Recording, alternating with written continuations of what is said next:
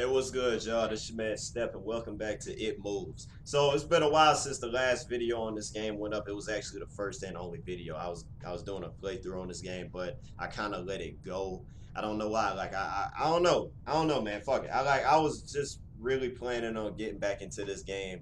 You know what I'm saying? And I'm back into it. There's no stopping me. Let's go. Let's go ahead and start this up. I had to do everything over, man. You know what I'm saying? I had to do everything. The feeling that something's invading your privacy, even without ill will, is still disturbing. Trust me, man. Like when you have that person. Okay, what is that? That looked like a dude with a mask on with a goat head. You are good. Oh God, a bunch of school books. Could you imagine this lady right here chasing you in a game? Ah, shit bricks. I would piss myself. I'd cry. Because there's no way, man. There's no way. Even if you don't know why they're here, you hold the greatest amount of fear for them. Well, people fear what they don't understand. I mean, that's simply put. There's some things that I fear that I don't understand. The ocean, space, uh, I can't really say an old picture of what seems to be a religious man and woman. Adam and Eve. No, but anyway, I can't really say a bathtub in the middle of the classroom. Alright, that's weird. Okay, anyway, I personally can't say that I fear dying. The sounds of screams are awful. They're even worse when they are your own. I personally feel I'm not afraid of dying. I'm afraid of. Oh, those sounds, man. This game is so treacherous. There's a piece of paper here. It reads knock, knock. Okay, somebody's knocking. You want to go answer that door? You can do it for me. This game is weird, man. I'm like, that wasn't scary, but it's just like, oh, okay. I'm like, can we go? The game isn't scary. It's just disturbing, man. This is one of those games where you're really okay, what the fuck was that? Okay. A writing desk with some school material on it. A writing desk was okay, so then there's not gonna be anything in here for me, huh? Yeah, this game's just disturbing, man. It's not scary. Big filing cabinet. You want to be discreet about it. I mean, not discreet. You want to be obvious about it, like specific, whatever, man. I don't know my words nowadays, man. This game is just disturbing. But I like it though, man. I really wanted to go back and, play this game, and I'm in it, you know what I'm saying? Clearly, whoever that is, they're guiding us somewhere, and I don't think. What in the heck are those? What are those? Is there something in here that we can get? I mean, I don't think there's anything. Those, what are those? Literally, those look like birds, like big chicken, like fetus birds. Yeah, I don't know. I don't think I can get in there. You know what, man? This game is weird as balls. But good lord, I love it. I love it. I miss the disturbing. That guy came down here and he's not here. Busted over machine. Busted over machine. Busted over machine. Okay, what we got? Oh, it's a ladder. I thought that was a chair. I thought that was a chair. Sorry. Man, like I was gonna play this game last year. There was a time when I was really gonna play this game, but I just didn't know. Like I didn't have the right time, man. I didn't. Okay, thanks. I just didn't know when the right time was. One of these ways is gonna be a death. No. Somebody's gonna die. If by somebody, it's gonna be me. Anyway, or maybe there is no wrong. Yeah, it's the wrong way because. Yeah, there's a wrong way because I went that way. I went left. Oh my God, dang man, those sounds are creepy, yo. Imagine hearing them when you're sleeping at night. Uh-uh. Uh-uh. I'd cry. I'd cry. I'd cry. Here we go. Yeah, so I found the right way. Yeah, man, it was like a maze. It was just, oh God. I just could not do it. This kid, and for those of you who don't know what this game's about, man, this kid is having disturbing nightmares about something. I don't know what it is. It's just like demons are haunting him and stuff. And our mother is there every night taking care of us when we have these nightmares. But it's like he finds himself in them. Obviously, he's having them for some reason, but I don't know what. Hopefully, I can finish this game in this episode, man, because I really, really want to beat it, you know? Oh my God, those sounds are creepy, man. Those sounds are creepy. I can't do it. There's no way. There's no way I could do it. What's this? You guys having a party for me? Don't sit on it, bro. Oh God, they're gonna sacrifice you to the lambs, man. Can we get out of this? They're gonna kill you, bro. They're sacrificing you. Oh, and they invited more. They invited more.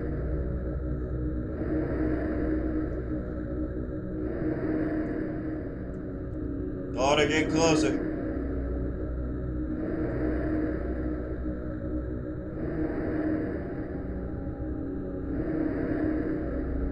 Yeah, we died. We died. We died. We died.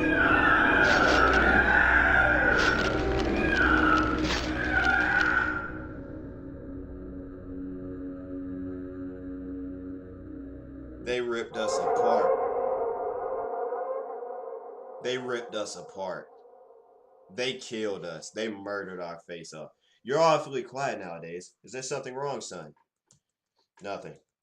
Are you sure? Is there something wrong with your new room? Are you lonely without your brother? Yeah, see, like, and that's the thing. I don't understand, like, you know, where his brother is because, or maybe his brother is living with us because, oh God, his brother has a room. You know what I'm saying? They used to share a room together. They had bunk beds, but his brother has a room, and yeah, obviously his brother's staying there. He has to be because his door's always locked. But anyway, his brother has a room, and he's never, you know, they don't sleep together anymore. You know what I'm saying? So I'm guessing that he's uncomfortable with the idea of being by himself. That's the only thing I can think of. You know what I'm saying? I mean, you know, I've been there. You know what I'm saying? Like when I had to sleep by myself in my own room, it was scary, especially when it was dark because like you never knew what was up. All right then. I know how the kid feels, man. It's very, very weird not having someone to sleep with you, you know what I'm saying? I woke gradually. The room was once again dark. As my eyes adjusted, I could gradually make out the window and the door and the walls, some toys on a shelf, and even to this day, I shudder to think of it. But what was that? No rustling of sheets, no movement at all. The room felt lifeless, yet not empty. The nightly visitor, that unwelcome, wheezy, hate-filled thing which had terrorized me night after night, was not in the bottom bunk. It was in my bed. That is so scary, yo. I opened my mouth to scream, but nothing came out. Utter terror had shaken the very sound from my voice. That thing got uncomfortably close.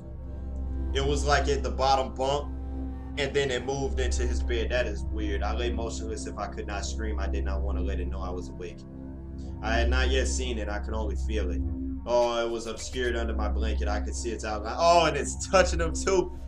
Oh, man, yo. There's one thing for something to be next to you, but when it's like in your bed with you, man, like under the cover with you, there's nothing you can do. And I could feel its presence, but I dare not look. The weight of it pressed down on top of me, a sensation I will never forget. That thing is making some very weird noises if that's the monster. When I say that hours passed, I do not exaggerate. Laying there motionless in the darkness, I was every bit a scared and frightened young boy. If it had been during the summer months, it would have been light by then. But the grasp of winter is long and unrelenting. Have you guys ever seen what's that movie? 30 Days, 30 Nights? 30 Nights, something like that. And I knew it would be out the when they were in Alaska, something like that, and it was snowy and it was never, you know, it was never daytime. A sunrise which I yearned for. I was a timid child by nature, but I reached a breaking point. A moment where I could wait no more, where I could survive under this intimately divine abomination no longer. Fear can sometimes wear you out, make you threadbare A shell of nerves leaving only the slightest trace of you behind. I had to get out of that bed. Then I remembered the crucifix. This boy's gonna perform an exorcism on the demon himself, and he's a baby. My hand still lay underneath the pillow, but it was empty. I slowly moved my wrist around to find it, minimizing as best I could the sound. I said minimizing. I could the sound and vibrations caused, but it could not be found. I had either knocked it off of the top bunk, or it had, I cannot even bear to think of it, been taken from my hand. Without the crucifix, I lost any sense of hope. Even at such a young age, you can be acutely aware of what death is and intensely frightened of it. I knew I was going to die in that bed if I lay there, dormant, passive, doing nothing. I had to leave that room behind. But how? Should I leap from the bed and hope that I make it to the door? What if it is faster than me? Or should I slowly slip out of that top bunk, hoping to not disturb my uncanny bedfellow? Realizing that it had not stirred when I moved, trying to find the crucifix, I began to have the strangest of thoughts. What's going on, man?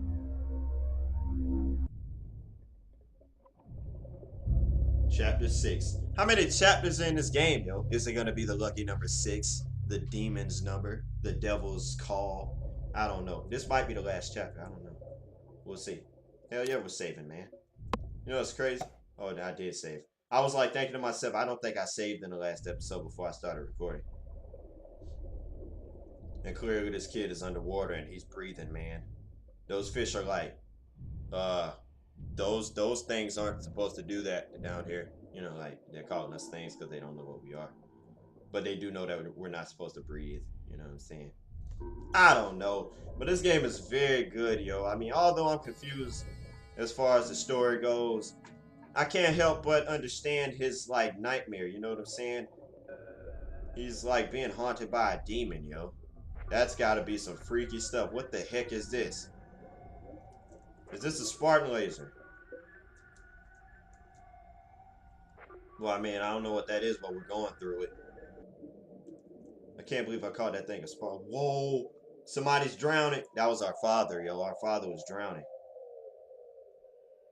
That is so messed up, yo. Drain water and remove diving gear. You have diving gear on? Well, he's dreaming, so yeah. Anything is possible in a dream, Step.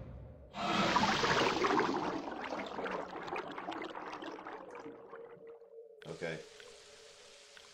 There's a door right. Oh, we can't go in that door. Oh, okay. Well, thanks. Thanks for letting me out. What is our father doing? Dad, where you going, Daddy? Papa Daddy. Okay, well, I guess we'll figure it out soon. What's this on the table? Read logbook. Yeah, why not? Oh, God, that's a lot to read, man, but I'm going to do it. Captain Theodore Fielding, September 2nd, 07. One of our biggest fears is... This is actually pretty recent, man. I was thinking this was like 1990s or something like that, you know? 80s.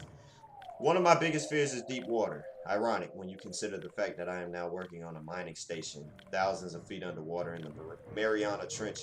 I have always wondered why I was afraid and reached a simple conclusion. The true fear presented here is actually going down beneath the surface into the depths. It's a combination of all of our most common fears. One, fear of the dark. That used to be one of my main fears, man. I'm still scared of the dark, but not as bad. You know, it's one of those, if I can help being in the light, I'm going to be in the light. You know what I'm saying? I'm not going to just be in the dark knowing that there's a light switch somewhere. You know what I'm saying? But if I can't help it, then I'm like, I'm in the dark, whatever. I can, you know, deal with it. But when you're at the bottom of a body of water, you can't see anything. It's pitch black. Well, I don't know about all of that. I've never been in a body of water that dark. You know what I'm saying? I mean, I've been in the ocean, you know, a lot. But, geez, I've never did that. It's pitch black. Have you ever tried to swim as far down in a lake as you can? It gets really dark and cold really fast, about 10 feet down. But even that's nothing compared to the deepest point of the entire crust of the Earth, located at the bottom of the Pacific Ocean, the Mariana Trench, which is 38,000 plus feet. If you put Mount Everest at the bottom of the trench, the top of the mountain would still be over a mile below the surface of the ocean. Everything below you is complete darkness, and this definitely plays into our collective fear of the dark. That is very deep. There's no way in God's name. And you know what's crazy? We have no idea what's at the bottom of the ocean. We don't even know what. I guarantee you, we don't even know. We probably know about 20% of what's in the ocean. You know what I'm saying? Maybe 30%. I don't know, man. There's a lot of crap in the ocean that we don't know about. You know what I'm saying? Number two, fear of suffocating. Have you ever gotten to the point where you swam down? There was a point in time where my sister almost suffocated me, you know? I mean, she was playing. She wasn't going to kill me, but I literally almost suffocated because she put a pillow on my face. I was scared, man. That was a long time ago. I'm surprised I remember that. And you seriously considered the fact that you might not make it back to the top before you ran out of breath?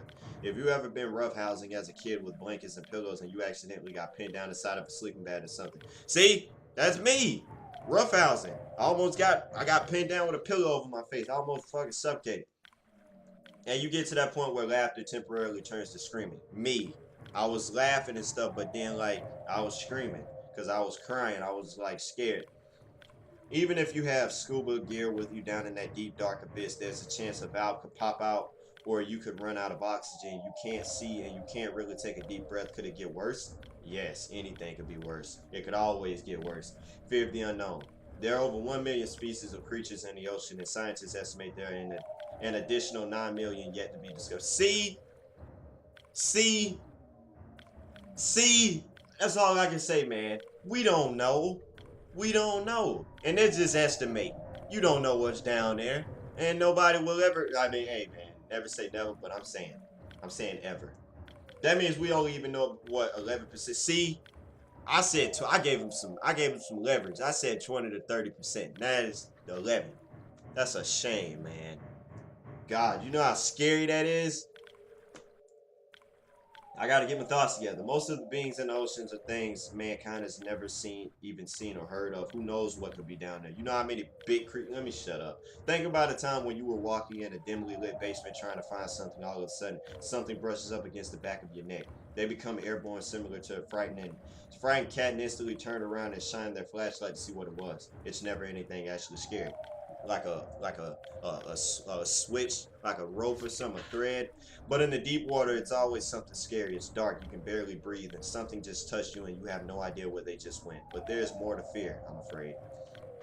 Number four, fear of flying insects. Imagine, I hate flying insects. You ever seen a roach and you spray it, and then once you spray it, it starts flying around and spazzing out? I hate that. Matter of fact, I'm going to share something with you guys. And then I'm going to leave the rest for you guys to read. Actually, no, I'm going to read it. But anyway, there was this bug in the house. It was a beautiful bug, man. I saw it on the wall, and I left it there. It was when I was staying with my stepdad. Anyway, it was dark, and I I was going to get me something to drink or something like that. I think I was checking the front door or something. Anyway, I turned around and it was dark. All of a sudden I see something fly at my face. I'm like freaking out. And I'm looking for it. I'm like, what the heck was that? And I think it was that bug. You know what I'm saying? It was a beautiful bug. It was like a butterfly, but it wasn't. It was some. It looked nothing like a butterfly. It just had colorful wings. But anyway, I never saw it again. That thing flew at my face and I'm just like freaking out, man. I hate flying bugs. Anyway, where are we? Along the ground are huge black hairy spiders that are hidden from view in the cracks in the slimy worms and snakes that are burrowed beneath the ground simultaneously started flying anywhere they wanted. That is what the bottom of the sea without water would be like. For the strange creatures underwater, there is no up or down. Even the manliest men, even though they appear to be calm, quickly tense up and become filled with the secret fear that the bug might land on their eyeball or fly into their mouth, and that's why men try so hard to kill them. Unfortunately, in deep water, you can't see any of the undiscovered freakish flying creatures that brush past your body as you grasp at your suffocating throat. Fear of being caught. Imagine that you're running from a bear. You will be eaten if you are caught, and it doesn't help that bears can run faster sideways than the fastest a human can run forward. When you're at the bottom of the sea, everything that is around you was built to move in water. That is true. So there's no getting away from anything in the ocean. Even the slowest fish could catch up to you. Whales could catch up to you, you know? That's just how it is. We're not meant to be in water like that. If something truly frightening like a shark or a giant squid caught sight of you, you can turn the other way and flail about all you want, but the monster will catch up with you in a split second. You can't get away from anything. Even if you had the wherewithal to see and breathe, You couldn't run from danger. It would simply find you and devour you. There are lots of places that I would want to be, such as trapped in a burning house or alone in a vacuum of space. But in the burning house, at least I can see, and in space, at least there aren't any creatures that could get me. There are no other places in the universe that combine as many common fears as 7 miles below the surface of the Pacific Ocean. It is because of the combination of all of these fears that I am so horrified by deep water. Hey, man. That was a lot of reading, but you know what? It had to be done. It had to be done. But man, that would be so freaking. You see the anglerfish? Could you imagine seeing one of those at the bottom of the ocean? Because that's where they reside. You know, that man, those fish are ugly. And why is our father about to jump in that hole?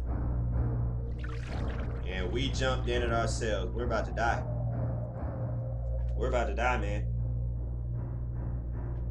Yeah, we're just gonna sink down, man, die. Our father's playing rock, paper, scissors. Man, that's gotta be nuts, man. Imagine it, you know what? Imagine if we could breathe in water, you know? We'd still die. You know what I'm saying? Imagine it. Oh, God. Imagine if our bodies could, you know, withstand the pressure of the ocean at the deepest part. And we could breathe underwater. And we as people decided to go down there. We'd still die. Sharks, squid, anything. What if it was asleep? It hadn't so much as breathed since I had woken up. Perhaps it was resting, believing that it had finally got me. That I was finally in its grasp. Or perhaps it was... I got burps. Perhaps it was toying with me after all it had been doing just that for countless nights. And now with me under it, pinned against my mattress with no mother to protect me, maybe it was holding off. Savoring its victory until the last possible moment, like a wild animal savoring its prey. Like a spider wrapping up something in web and letting it die. I tried to breathe as shallowly as possible, but mustering every ounce of courage I could. I reached over slowly with my right hand and began to peel the blanket off of me. What I found under those covers almost stopped my heart. What was it? I did not see it, but as my hand moved the blanket, it brushed against something. Something smooth and cold, something which felt unmistakably like a gaunt hand. I held my breath in terror as I was sure it must now have known that I was awake. Nothing. It did not stir. It felt dead. After a few moments, I placed my hand carefully further down the blanket and felt a thin, poorly formed forearm. My confidence and almost twisted sense of curiosity grew as I moved down further to a disproportionately larger bicep muscle. The arm was outstretched, lying across my chest with the hand resting on my left shoulder as if it had grabbed me in my sleep. I realized that I would have to move this cadaverous appendage if I even so much as hoped to escape its grasp. For some reason, the feeling of torn, ragged clothing on the shoulder of this nighttime invader stopped me in my tracks. Fear once again swelled in my stomach and in my chest as I recoiled my hand in disgust at the touch of straggled, oily hair. Who is it? I could not bring myself to touch its face, although I wondered to this very day what it would have felt like. Dear God, it moved. So what happened? What was it? It had to have been a person, you know. How many chapters does this game have? I have no idea.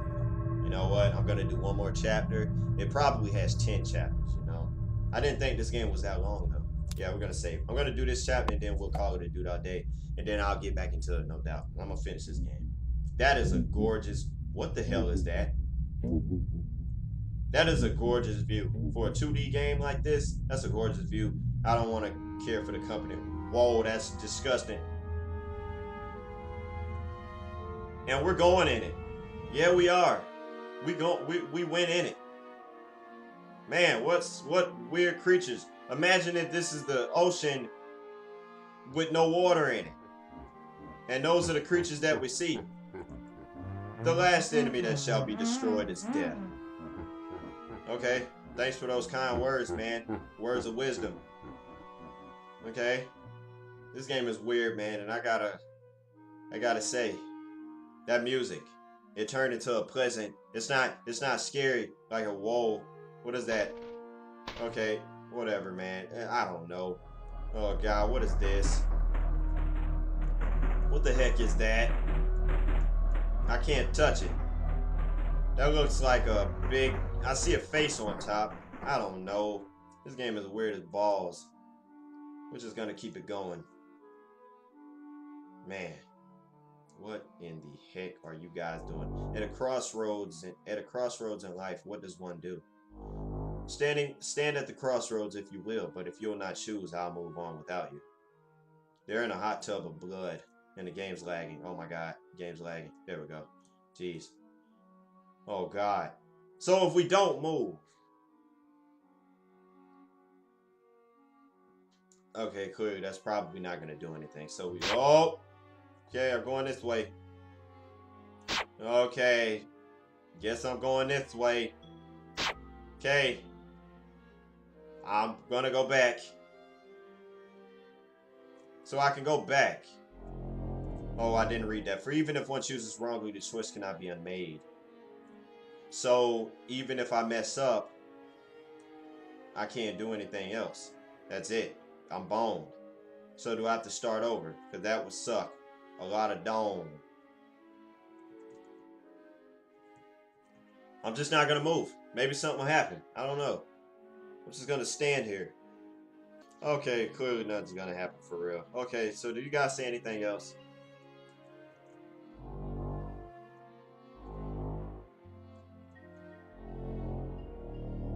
Wait. And having once chosen never to seek to return to the crossroads of that decision. So do I have to go back? I mean, because what they're saying is like, my choices are permanent, you know? Oh. Oh, God. Oh, God. What are you doing? Alright, I'm just gonna go. Oh, I can't. Okay. What's going down? What's happening? This game is weird, yo. I don't know what the heck this boy is going through, but boy, he has it worse than I would have ever had. I've had some bad nightmares, man. I've had some bad nights. But this kid, he got it bad, man. Seriously. What happened? This kid has it bad. Back in the dark room, it moved. It was subtle, but its grip on my shoulder and across my body strengthened. This sucker's gonna kill you. No tears came, but God, how I wanted to cry. As its hand and arm slowly coiled around me, my left leg brushed along the cool wall which the bed lay against. Of all that happened to me in that room, this was the strangest.